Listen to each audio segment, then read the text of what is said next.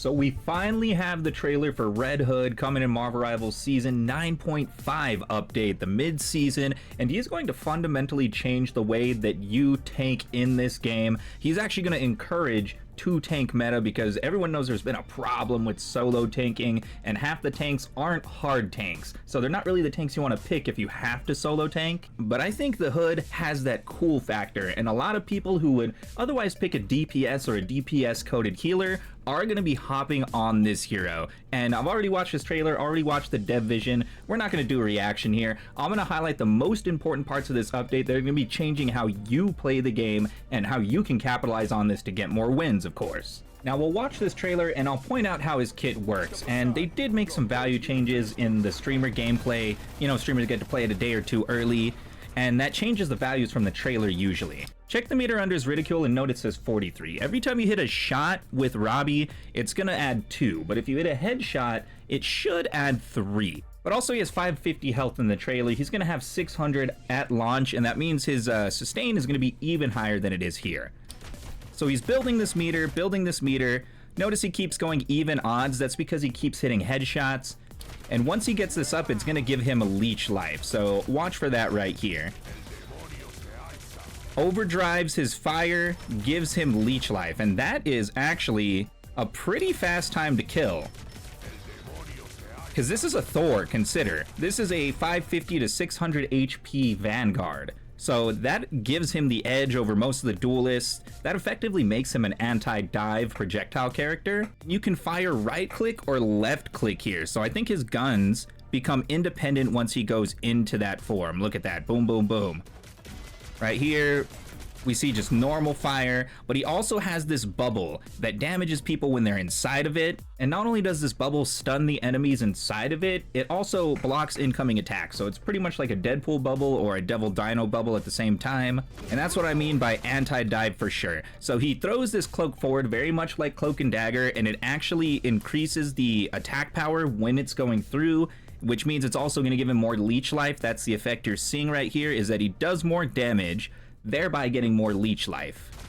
And I think in that process he probably gets more meter, though in this trailer he's firing it with meter already up. So here we see 246. I actually don't think he gets more if he fires through it. I don't think he gets more meter. Maybe it's like that when he launches. And this is what's really worrying people. Not only is he an anti-dive with his stunning, his crowd control, his ability to overdrive, but he can take this shadow form and then he dives into the back line, takes out healers, and he definitely has the DPS to do that. You see there, he blocks even an ultimate with the shield bubble. And then of course, his ultimate is insane. He just goes full gun demon. I don't know what anime this is referencing, but this is pretty cool. 6 shots. And notice here, it was penetrating Doctor Strange's shield. So it has a penetrative effect and an explosive effect as well.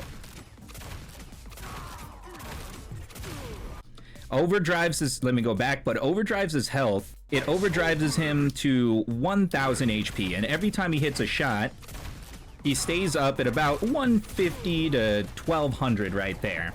And he can even levitate, throw it in the air. Notice he has this radius on it. If teammates are in this radius, they actually get a healing effect as well. This is the only like healing effect he puts on his team, but this is still pretty powerful. With recent ultimate nerfs, maybe you'll see that once, twice, 3 times a game.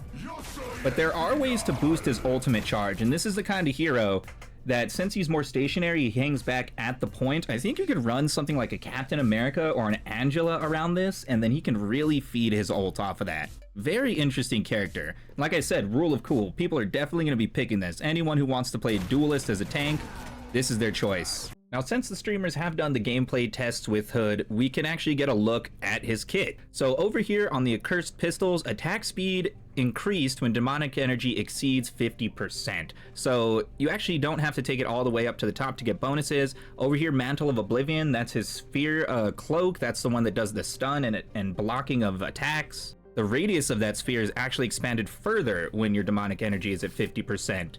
So you really do want to be farming these shots. I mean, obviously he doesn't have a melee form switch, he is all about his guns. But I also want to note his passive here at the bottom right, Ruinous Pact. It's not just the guns that give you the demonic energy. You block attacks with the Mantle of Oblivion, or you use the Void Walk power, and all that feeds your demonic energy. And with the Void Walk, you go into free flight, but when you reappear, you actually do a damage burst and have a movement boost afterward. So you can really use this for aggression. I guess this helps you to capitalize with the dive characters like the Thing, but I really think he's kind of going to excel more as being the like hard tank back like Menace. Ironically, they made him for the duelist, but he is more of a hard stationary tank. So with his Abyssal Veil, that's the Cloak and Dagger like curtain. The shots that pass through generate more demonic energy, and the bullets in Leaded Transformation get increased life seal. So I guess they are two separate values, which means it means something when you're trying to nerf one or the other, I guess. That's more technical play. But enemies who pass through the veil take damage and are blinded.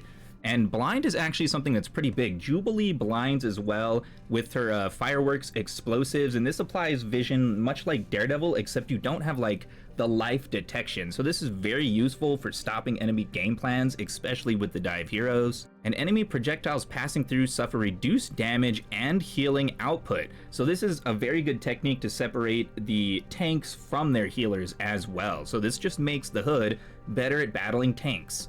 And that's definitely going to help him kill the tanks that try to get in like the Thor. Talking about his ultimate, it's exactly the same as I thought. You just boost your bonus health, but if you hit shots and your teammates are around you while you're doing it, that's how they get the bonus health. It's not just from standing around you, you have to actually be hitting shots with this thing. And just keep in mind it does pierce the hard shields like Doctor Strange and Magneto, which is really going to make it super dominant, honestly. Magneto has been one of the best tanks for a while. Now, looking at his two team-ups, this is super interesting with Scarlet Witch. Create an arcane zone that continuously damages enemies and applies stacking damage and healing reduction. This is where I say he's kind of the guy you want all your team to play around. He's not so much of an independent tank. That's what he kind of looks like with that one dive technique, but he doesn't have enough dive to be doing that. I'm telling you, he's probably more similar to a Devil Dino than a Thing. And when teaming up with Scarlet Witch, after teleporting, unleash a magical shockwave, one-time damage to nearby enemies while launching them towards Hood. I don't know if that's so good, actually. This kind of continues the streak of Scarlet Witch being on your team, actually making the team up a little bit worse, because you don't want people all over you as the Hood. I'm telling you, that's exactly how they can take you down. And with Moon Knight, he converts the Abyssal Veil into a lunar burial that completely blocks projectiles. That's that Cloak and Dagger curtain. Upon breaking, it detonates, damaging enemies and applying damage and healing reduction. That's pretty interesting, but it is a stationary like target. I don't know how useful that can be. Maybe you purposely throw it into the enemy crowd, I don't know. Enemies passing through take damage and are briefly blinded, which it already does, so that's kind of weird for them to note. And when you team up with Moon Knight, this lunar barrier has a greater shield value, Hood's attacks pass through it, gain a bounce effect. And I mean, it's obvious who the clear winner is here. The Moon Knight team up is way better than the Scarlet Witch team up, in my opinion. It makes him a much better tank, more solid. Quick look at his animated Lord icon right there. That's pretty sick, actually, the fire in the eyes. Now, Red Hood is definitely going to be a powerhouse, but it's also the way they're rearranging some of these Vanguards that's really going to shake up the meta and I think, hopefully, stop the solo tank issue. A big part of this is that Devil Dinosaur has risen up in power with his new team-ups, and he's getting a bit of a buff again. So his biting combo is actually going to have a higher percentage of damage that it does, which is going to make him better at actually fighting frontline tanks. He was losing a lot of fights that it didn't make sense for a like 12-foot dinosaur to be losing, so I really like that. And at the same time, he's getting more healing on his team up with Jeff the Landshark, which is going to help him and his team have more sustain. As it was, the Punisher guns were like good, but not great. So it's nice for him to have options. And I think this is what really helps tanks, because tanks need to be more versatile. So far, they've been the most like one-dimensional role. And the way that Devil Dino's team-ups help him and the way that the Hood plays is kind of breaking that up. Similar with Rogue right here, because Rogue's team up with Gambit helps her heal. So anyone who chooses to brawl with her gets a burst of healing, and it's going to be the same thing with the Hood, right? And they're going to increase the damage reduction when doing her defensive stance and actually increase her regenerative shield by 25. So that means as long as she can get away from the fight, she'll have even more sustain than she did before. and I think Rogue is kind of a sleeper hit. You have to learn her combos, and that's the barrier for beginners learning this character, but she's definitely powerful. Now, a couple nerfs here. You got Venom, who's getting less bonus health on his regeneration, and let's be honest, when you think you've killed a Venom and he just goes up to over 1000 HP, it's probably one of the most annoying parts in the game, but because of how we have this solo tanking problem, Venom has become incredibly common, and I think just by product of there being more double tank comps, you're going to see less Venom, especially with this nerf. And at the same time, Penny Parker is getting a major nerf, and her win rate was actually insane. It was almost 70% in some ranks, and that means she was absolutely dominating on certain maps, completely unstoppable. And the biggest change here is actually with her Cyberweb snare. So in order to stop an enemy to actually get the stun, you're going to have to hit 2 shots with her snare. So it's more used for spreading her bomb nests, but less effective for stopping ultimates and stopping dive tanks in their path.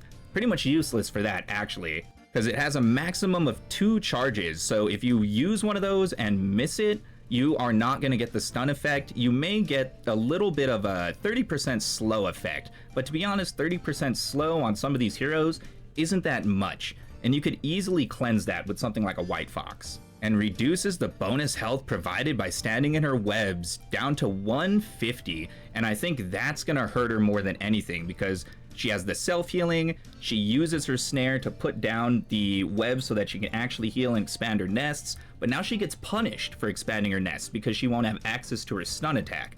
This is really going to restrict the ways you can play with Penny Parker, I promise you. We have Jubilee getting a little bit of buff down here at the bottom right, and that's actually huge because Jubilee, I wanted her to be good, but she truly is a B-class healer. Luna Snow is just way too good. A couple other heroes way too good, but this brings her up. It's just a tiny buff, but maybe it makes her viable. And right here, we have a huge buff to White Fox, and this one is actually crazy. Reduce the energy cost of her ultimate by 500, so you're gonna be seeing White Fox ults way more, and I've kind of seen this. Since we're in a dive meta, you have Thing versus Devil Dino, and one of the only things that combats like this amount of muscle is a White Fox ultimate. White Fox comes in, you give her like a power boost, or maybe give her a Magneto bubble. There's so many ways to play this, and I think it actually makes for some pretty interesting dynamic gameplay. That's why they're kind of sticking with White Fox right now. And looking at the DPS changes, there's not that much that really matters here. You're seeing a little bit of a nerf to poke, except for Cyclops, and I'm happy about that. Everyone complains about Cyclops, but honestly, he doesn't have the versatility of a Hela or a Phoenix, so he's more restricted in the team comps he can be used in. More, it's about Wolverine getting a bit of a buff, Black Panther getting a bit of a nerf. I don't know what it is, but I think the NetEase devs, they want us to just be slapping these guys at each other like action figures, because right now it's all about big health pools, healing cooldowns, you know, overdriving into your next level of power. And something I've noticed that there's a lot of sustain in this current season, and a lot of that comes down to all the new powers that the heroes got from their new team ups as well. Marvel Rivals has really never been more of a numbers battle. It's definitely like a MOBA. It's the most MOBA-like this game has ever been. But in terms of the meta talk, that's really all I wanted to talk about. I'm seeing a huge shift in the way we're playing Marvel Rivals, and I think a lot of players haven't caught on yet, which has led to a lot of friction, a lot of complaining, because truthfully, people don't know how to play a lot of their favorite heroes in the current environment, and it requires a lot more teamwork, which is definitely a barrier for the, you know, main character syndrome having community of Marvel Rivals. The last change I want to note, though, is that they're actually cutting down the file size on Marvel Rivals. So if you thought this game was big, bloated, it was hard on your system, NetEase has heard the cries, they have the answer now, and man, this is why I don't get people complaining about Marvel Rivals. It seems like these devs are working harder than any other studio, and of course, they're located in China, so they probably pull those double overtime shifts, you know what I'm saying? But anyway, that's it for today's video. Comment down below which change you think is the most significant, your thoughts on the hood, and be sure to like and subscribe for more Marvel Rivals.